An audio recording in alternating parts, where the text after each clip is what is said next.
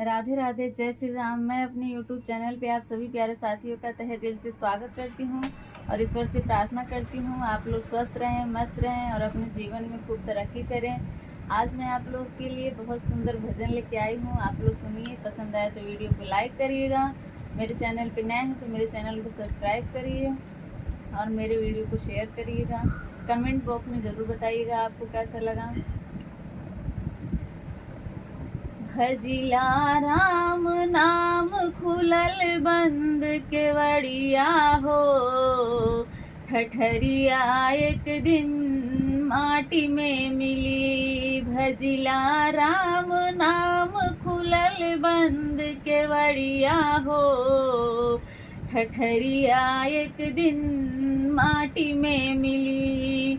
ना संग जाई खेतवा की अरिया, ना संग जाई केहू, ना संग जाई खेतवा की अरिया, ना संग जाई केहू। संगवा जाई उहई बासे कई पटरिया हो, ठठरिया एक दिन माटी में मिली। संगवा जाई उहई बासे कई पटरिया हो, ठठरिया एक दिन माटी में मिली। भजिला राम नाम खुलल बंद केवड़िया हो, ठठरिया एक दिन माटी में मिली। भजिला राम नाम खुलल बंद केवड़िया हो, ठठरिया एक दिन माटी में मिली।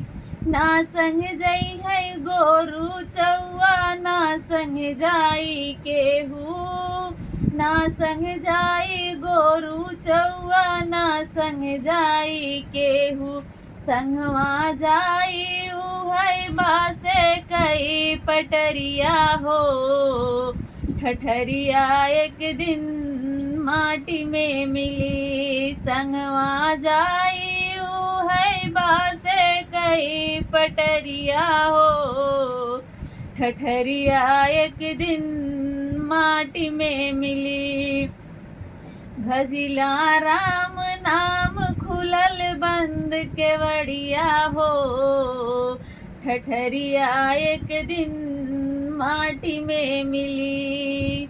ना संग जाई महला दुमहला, ना संग जाई केहू, ना संग जाई महला दुमहला, ना संग जाई केहू।